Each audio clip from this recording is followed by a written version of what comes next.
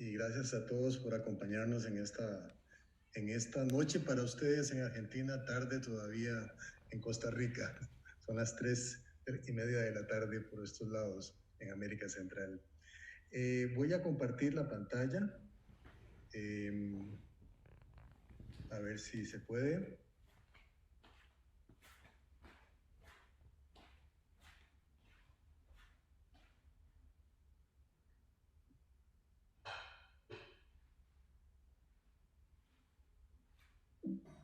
¿Se ve bien?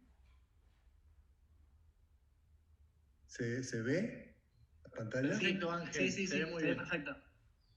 Perfecto. Bueno, esta mañana hablamos de bicicletas y ahora nos pasamos a las ventanas, así que entre bicicletas y ventanas parece que está la cosa. Podríamos leer este texto que dice así: en el 2012, el Consejo Superior de Educación de Costa Rica aprobó un nuevo currículo para toda la educación primaria y media. Enfatiza capacidades superiores, habilidades sobre conocimientos, uso intenso de tecnologías, historia y cultivo de actitudes y creencias positivas sobre las matemáticas. Y desde un inicio ha contado con el apoyo nacional sostenido de todos los gobiernos. Bueno, en realidad, esa es la historia oficial. Todo esto es cierto, pero las cosas no son tan así. ¿Ha sido lineal? La respuesta es un rotundo no. Y más bien, ha sido así. Donde tenemos crecimiento, decrecimiento, picos, máximos, mínimos, puntos de inflexión, como todos ustedes reconocen en las clases de geometría analítica y cálculo. En ese contexto y en esa perspectiva real, hemos tenido 3 ventanas políticas. La primera podría decirse que es del 2010 al 2014, cuando se abre la ventana y se aprueban los nuevos programas de matemáticas. Una segunda ventana es del 2014 al 2018. Se preserva la ventana y se abre aún más. Y del 2018, yo digo hasta más infinito, una tercera ventana. Continúa la ventana anterior y la reforma sigue hacia adelante. Pero bueno, vayamos entonces a nuestra historia. Se abre la primera ventana. En el 2010, alrededor del mes de octubre, Leonardo Garnier, entonces ministro de Educación Pública de Costa Rica, me solicitó realizar un cambio en programas. Uno que es un profesor, investigador, anclado en la universidad, de pronto recibe una propuesta. Y yo creo que ustedes recuerdan a qué refiere esta imagen. Refiere a una película, El Padrino. Y en esa película hay una frase muy repetitiva que es: le voy a hacer una oferta que no podrá rechazar. Se abría entonces para nosotros, como en El Padrino, una ventana política que no podíamos nosotros desaprovechar. El señor ministro se habría contentado con un ajuste en la educación media o un cambio en algún ciclo de la primaria. Pero ¿cuándo íbamos a tener la oportunidad semejante de hacer un cambio curricular nacional? Era una oportunidad irrepetible. Y como decimos tal vez en Costa Rica, nos abrieron la ventana, pero entramos hasta la cocina. Y entonces abarcamos una reforma en toda la educación primaria y media del país. Pero había condiciones y había un timing. Debía estar listo en agosto del 2011 y el Consejo Superior de Educación debía decidir su aprobación definitiva en los primeros meses del 2012. Y cuando la propuesta se me hizo fue en el año 2010, en octubre prácticamente, al final, al puro final.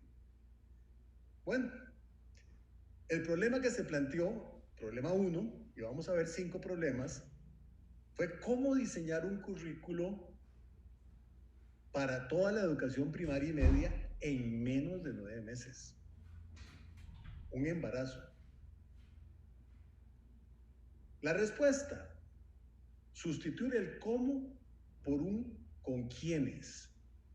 Necesitábamos un equipo profesional con homogeneidad, experticia, compromiso y disposición a trabajar contra el tiempo.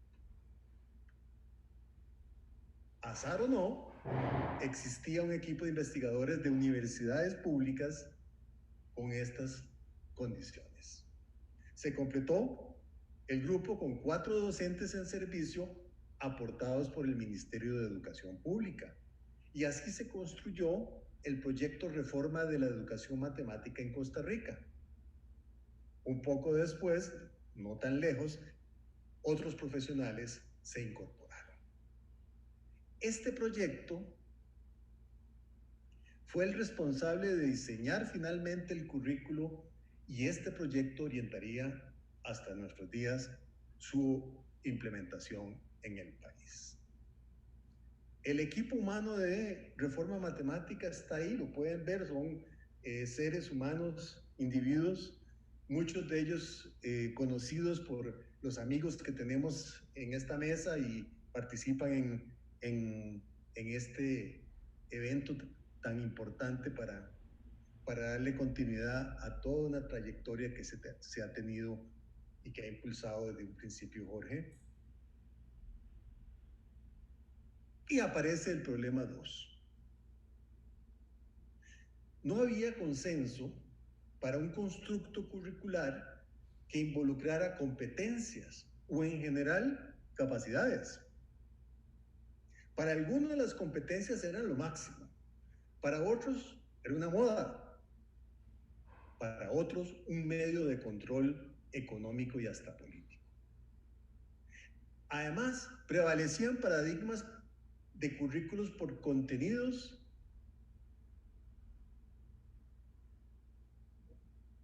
y mucho conductismo. Además, había una resistencia natural al cambio, especialmente si este podía ser profundo. ¿Cómo entonces lograr una aprobación oficial? La respuesta que dimos fue enfatizar un vector.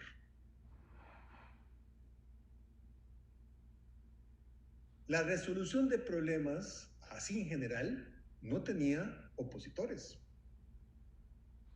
Matemáticas para la vida, tampoco.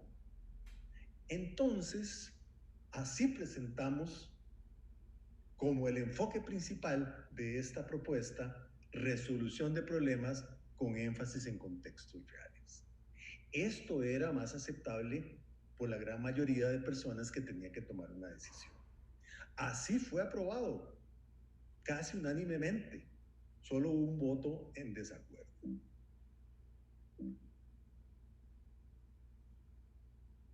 Ahora, tengámoslo claro, el currículo incluye resolución de problemas con énfasis en contextos reales y es muy importante, pero era apenas un vector. Nuestra resolución de problemas, además, es muy precisa, porque es un modelo de acción educativa para desarrollar capacidades superiores y competencia matemática a partir de tareas matemáticas de complejidad creciente. Los contextos reales estaban asociados o están asociados a modelización, a una matematización vertical y horizontal. Contiene el uso inteligente de tecnologías e incluso de historia.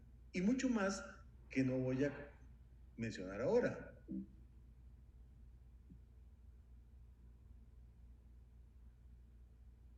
Pero de pronto aparece un nuevo problema. Ya habíamos solucionado el problema de que se aprobara el currículum. Pero ¿cómo hacíamos para amarrar todo esto antes del cambio de gobierno del 2014? Teníamos que construir los agentes sociales de la reforma y acceder a la mayoría de docentes en el más breve plazo. ¿Pero cómo? Nos dimos dos estrategias iniciales. Uno, una estrategia de cursos bimodales, con una parte presencial y otra en línea para docentes en servicio. He visto que también le llaman ustedes semipresenciales. Y algo decisivo en dos tiempos. Un primer tiempo era un curso con docentes o hacia docentes y asesores para desarrollar precisamente posibles líderes y directamente impartido por el equipo del proyecto. Y un segundo tiempo, los docentes, líderes y asesores regionales impartían ese curso a docentes en todo el territorio nacional, con apoyo de las oficinas centrales del ministerio. Los cursos en esencia debían ser iguales, algo que nos permitía la tecnología. No era la estrategia tradicional en cascada, que termina siendo lo que le llamamos nosotros en Costa Rica un teléfono chocho. Aquí pueden ver algunas imágenes de sesiones presenciales que tuvimos entonces. En el primer caso, a mi izquierda, son docentes de primaria y docentes de secundaria en las otras oportunidades. Aquí también tenemos una sesión. Todo eso eran los cursos bimodales, blended o semipresenciales para docentes en servicio. Nos dimos otra estrategia, cursos totalmente virtuales, con la modalidad MOOC, es decir, Massive Open Online Courses, que son cursos gratuitos masivos en línea. Y construimos en ese momento los primeros MOOC de Costa Rica. O sea, en el año 2014 Costa Rica tuvo los primeros MOOC y fue en preparación para docentes en servicio de matemáticas. Pero de pronto se viene el 2014 y teníamos avance. Había una legitimización oficial que es importante, había un texto curricular aprobado. Se había familiarizado a muchos docentes con los programas, habíamos creado muchos documentos de apoyo, cursos, videos, y muchos asesores regionales y docentes se habían empoderado de la reforma. Pero los procesos, por ejemplo los bimodales, siempre fueron muy desiguales en todo el país. Y la realidad es que faltaba aún mucho por andar. Y teníamos encima el cambio de gobierno. En el 2014 habían elecciones y cambio de gobierno. Otro partido político ganó las elecciones. Y entonces los enemigos del currículo esperaban que se detuviera la reforma, que cesara el proyecto y que Ángel Ruiz no existiera en el horizonte. Sin embargo, se abrió la segunda ventana política y una nueva ministra no solo dejó la ventana abierta en el gobierno anterior, sino que la hizo más grande. Así que entre el 2014 y el 2018 tuvimos cursos bimodales y presenciales nacionales, cursos bimodales regionales, MOOCs para docentes, MOOCs para estudiantes, mini MOOCs para docentes, mini MOOCs para estudiantes, asesorías a la oficina encargada de hacer pruebas nacionales y muchas otras cosas. Y aquí nos enfrentamos a otro problema, el número 4, que fue muy importante. ¿Cómo superar la amenaza del posible fracaso masivo en las primeras pruebas nacionales de bachillerato con base en los nuevos programas que se aplicaron en el año 2016? Porque Costa Rica hasta ese momento tenía pruebas nacionales de bachillerato que eran de certificación, eran un requisito para completar la secundaria y también para poder acceder a la universidad.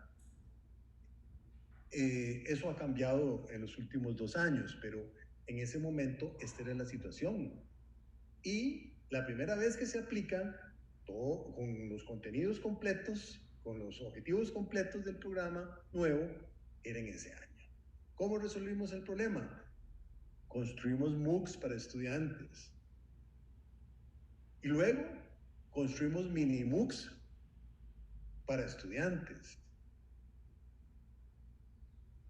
Tal vez a algunos les suene raro que son esos mini MOOCs. Pues es una modalidad nueva y original que tuvimos que diseñar para responder a las necesidades de la reforma matemática en Costa Rica. Son enfocados, compactos, autosuficientes y son cortos. Cada uno de ellos se puede realizar en menos de 15 horas. Y de pronto tenemos el 2018. El tiempo vuela. No había retroceso en el texto curricular oficial, seguía siendo el currículo oficial. Diversas entidades educativas no gubernamentales afirmaban la buena calidad del currículo nacional. El apoyo de la ministra al proyecto y a la reforma era muy fuerte. Teníamos más documentos, más cursos, más materiales y un peso importante institucional y nacional. Muchas universidades ajustaban sus programas de formación inicial. Pero a pesar de todos esos esfuerzos y esos logros que se tenían en ese año, había debilidad de la implementación dentro de las aulas. Los materiales generados no eran usados con la intensidad necesaria. Y de pronto, una nueva elección nacional y de nuevo, un nuevo gobierno. El 18 fue año de elecciones y cambio de gobierno. El cambio se dio, pero no fue tan brusco. El mismo partido político ganó las elecciones. Aunque hubo cambio de ministro, se dio continuidad con la reforma y con el proyecto. Y se abrió lo que yo llamo una tercera ventana política, con continuidad. Un ministro, Edgar Mora, durante un año, y a partir del 19, en algún momento, Giselle Cruz, que es la actual ministra, han apoyado tanto la reforma como el proyecto de reforma de la educación matemática en Costa Rica. Se continuó entonces con el diseño y la construcción de objetos pedagógicos de apoyo curricular. Recursos libres de matemática, un bloque interactivo que le llamamos reforma matemática, más mini MOOC orientados fuertemente a los docentes. Creamos espacios virtuales para apoyar a los estudiantes de secundaria en sus pruebas nacionales, tanto las anteriores que no han abandonado el escenario educativo, como nuevas que van a empezar a aplicarse el próximo año. Me tomo el tiempo para explicar tal vez uno de estos recursos o materiales que hemos construido, nada más como un detalle informativo, los recursos libres de matemáticas. Son materiales que no requieren matrícula, es decir, no hay proceso de registro, no hay datos personales que ofrecer y se pueden accesar en cualquier momento. Son absolutamente gratuitos y se puede acceder a ellos desde cualquier parte del mundo. Son orientados a estudiantes de la educación media. Proponen un estudio independiente de todos los contenidos del currículo. No ocupan profesor ni facilitador.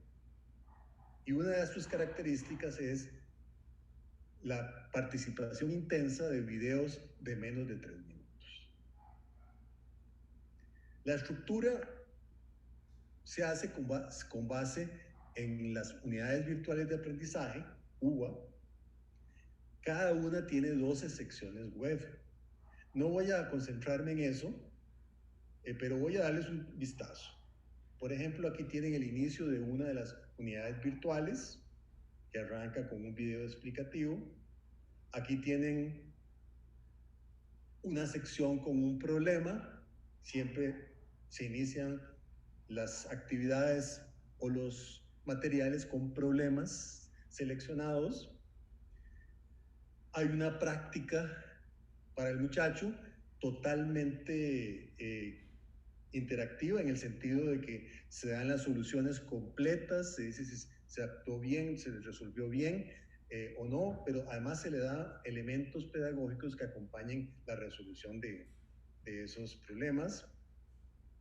Hay secciones para docentes, como decía, en donde, por ejemplo, hay elementos didácticos que explican las habilidades específicas que se trabajan, los procesos involucrados, y hay algunos, digamos, consejos, recomendaciones de cómo utilizar estos materiales si así se desea. No sé si alguien tiene interés de acceder directamente a esos materiales, pero si tienen interés, pueden ir directamente a recursoslibres.reformamatemática.net. En este periodo más corto, desde el 18, hemos tenido una situación muy accidentada. En el 18, una huelga de 3 meses en el sector docente. 3 meses. En el 2019, otra huelga, aunque de longitud menor, y un cambio de ministro en el 2019. Y en el 2020, COVID-19. O sea, para rematar. ¿Cuál es el balance y perspectivas de toda esta historia que podemos hacer? Bueno, la primera pregunta que uno se formula es, ¿hemos avanzado? Y la respuesta es, mucho. Pero la implementación en las aulas es todavía débil. Hay regiones y circuitos educativos muy retrasados. Hay docentes que no están bien preparados y hay programas universitarios débiles. Conclusión, todavía falta mucho. Y mucho depende de variables educativas y nacionales más generales.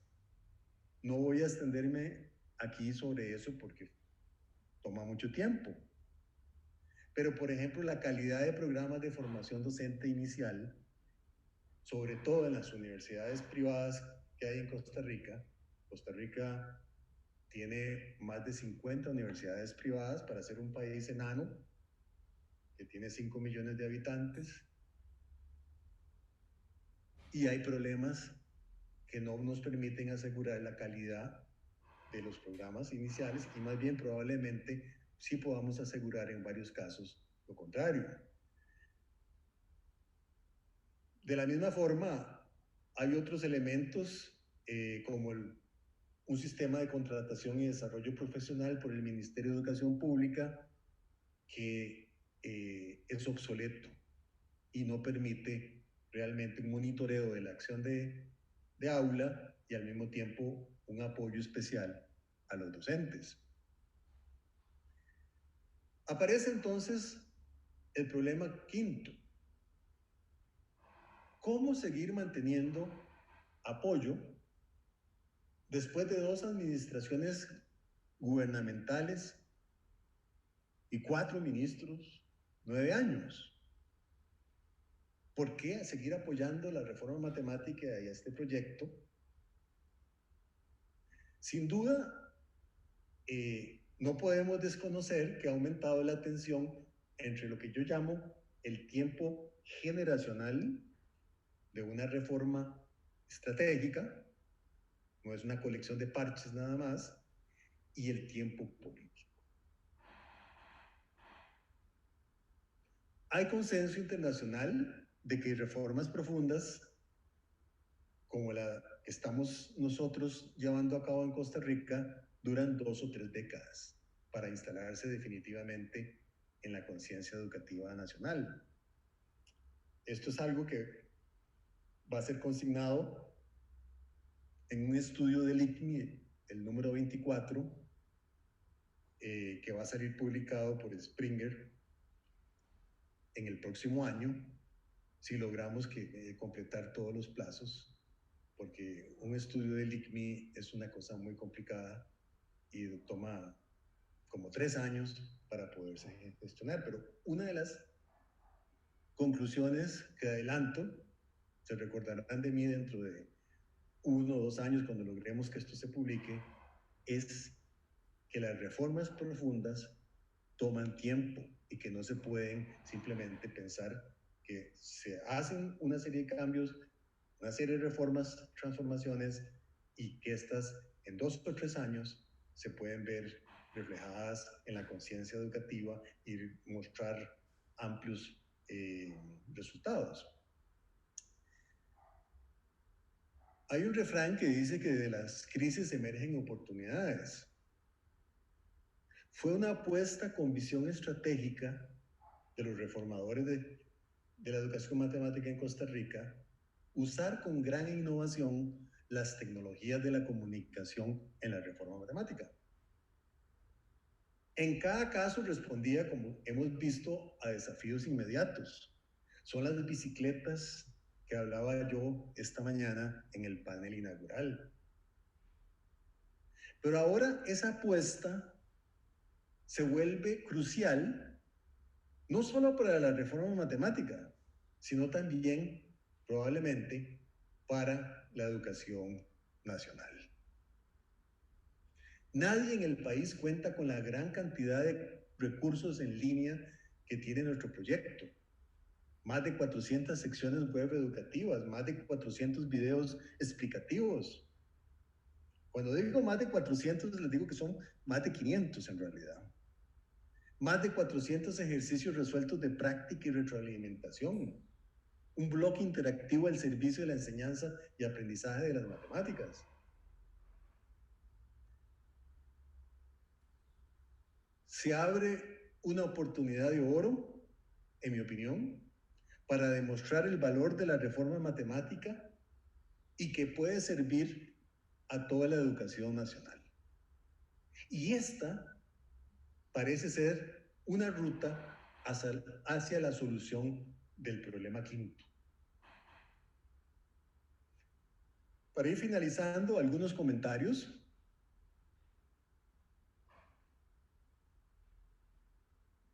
Los procesos sociales o educativos, como una reforma curricular, no corren normalmente de manera lineal. Hay máximos, mínimos y puntos de inflexión, como hemos visto. Y las decisiones políticas, institucionales o individuales pueden determinar la forma de las curvas históricas. Fue un azar que un ministro abriera una ventana.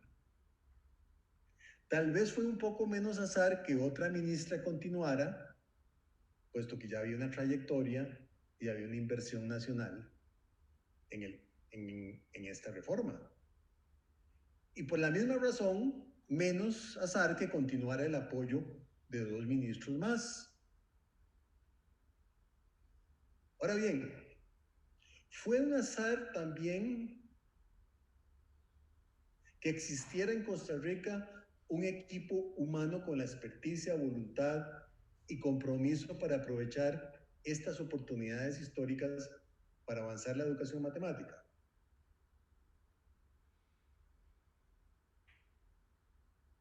Yo creo que sí fue un azar. Y no. ¿Y no por qué? Porque en realidad debe tomarse en cuenta que Costa Rica ha invertido mucho en educación, en particular la educación superior. Ha invertido mucho en investigación. Es decir, también había condiciones institucionales y nacionales para que existiera un equipo con experticia y con las características que podía ser necesarias para emprender un proyecto de cambio como este.